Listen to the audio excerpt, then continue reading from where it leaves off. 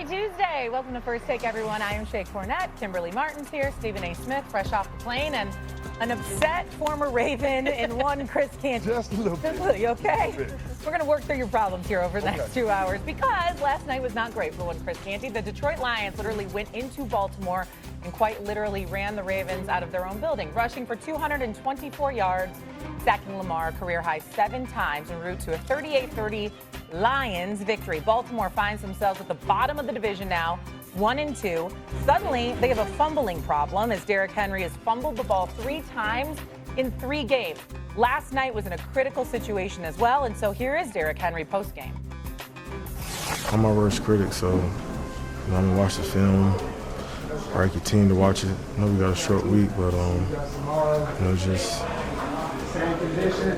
just crazy, man. Just 3 fumbles straight. Trying every day to fix a problem. It just keeps occurring, so I'm trying to work on it, man. I'm my worst critic, so I'm not gonna try to beat myself up too much, but it's hard not to, and it's consecutive and consistent me doing the same thing. Yeah, not to pile on here, but tough start to the season for Henry, who has 2 fumbles lost and just 10 rushes in the 4th quarter this season. The same amount of fumbles lost that Henry had in 595 rushes in the 4th quarter entering this year. Obviously, this has not been the norm for Henry, but now we're getting accustomed to it this season. And so, Canty, I begin with you. What is the chief concern for the Ravens at this point? It's the psyche of the Baltimore Ravens, and I said it after their Week 1 loss to the Buffalo Bills. I'm wondering if this team is going to have the requisite confidence that it takes for them to get up over the hump when it matters the most in the postseason. That's if they don't disqualify themselves in the regular season. Last night was the Ravens' 16th loss since 2020 when they've had a touchdown or more lead in the second half. That's 7 more than any other team in the NFL during that span. At some point, that's got to affect your confidence as a team. And whether you think you can or you think you can't, you're right. And that's where we're starting to get with the Baltimore Ravens. We're having to question whether or not John Harbaugh and Lamar Jackson can lead this group of men where they ultimately want to go, which is to the Super Bowl and being crowned as the AFC champions. Remember, no Joe Burrow to deal with. Yep. The Kansas City Chiefs don't look like the team of old. It's seemingly a clear path for the Baltimore Ravens this year to get to where they want to go, and yet their season has started out unlike anything that anyone expected. To me, the issue with Baltimore is there isn't just one chief concern. I think the defense last night was the most disappointing, but I think when you couple the fact that the Lions looked completely like the Ravens defense didn't give the Lions any issues. The Lions were 4 for 5 in the red zone, but when you look at the fact that Lamar was sacked 7 times, the offensive line, no protection. Defensively, Jared Goff was clean the whole night. So you're not getting pressure, you're not protecting your quarterback. And then the Harbaugh thing for me, the punting on 4th and 9 from your own 32 with 4.5 minutes left, to me, it's like you're already down. Have some confidence that your team can go and score because your defense hasn't stopped the Lions. I don't think there is one chief concern because there's so many issues with the Ravens that we continuously see. For me, as somebody who was in Baltimore Week 1, I was in Buffalo Week 1 and watched the Ravens lose to the Buffalo Bills, this game was far more concerning to me. And that, to me, is a big issue. Well, you were in Buffalo the opening week. I was in Baltimore last night. I'm still sleeping, but it's good to see y'all. Let me get this out the way right now. Kimberly, you're wrong because of this reality. Everything that you pointed to, as right as you are, all comes back to coaching. This is not a problem you're supposed to be having if you're a John Harbaugh team, period. They had 20 missed tackles last night. 20. Let's look at the drives that they surrendered. 5 touchdown drives, 67, 98, 60, 96, and 70 yards. The Lions are the first team in 13 years to have multiple 90-plus yards in a game against the Ravens. In 13 years. 20 missed tackles. You're giving up 2 90-plus yard drives. You saw the 5 drives that I pointed out. You can't tackle. You can't stop anybody. That's coaching.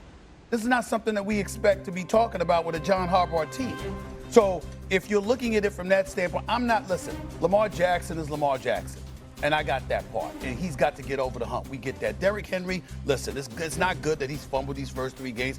But let's face reality. We really believe that's going to continue to happen. This is King Henry. No. This is King Henry we're talking about here. So do I believe that Lamar Jackson will fix whatever doldrums he has? Yes. Do I believe that Derrick Henry will fix it? Yes. But who's fixing that defense? Who's fixing that defense? I mean, that defense is giving up. Now, you gave up 40. You gave up 38 last night. I'm looking at 41 to Buffalo. I'm just looking at them right now, and I'm saying to myself, this is not, if Ray Lewis, wherever he is, I'm going to hear from Ray. You could put money in the bank. I'm going to hear from Ray Lewis this week. At some point today, at some point. And it's not, and when I talk to Ray Lewis, understand something. It's very little conversation. It's usually when he's venting. So just shut up and listen. So you're just go ahead, let it out. And Ray, man, where are they? I mean, he's good. For him, for Ed Reed, cats like that, to see what they established as Ravens, it was always a T-Sizzle, Terrell Suggs.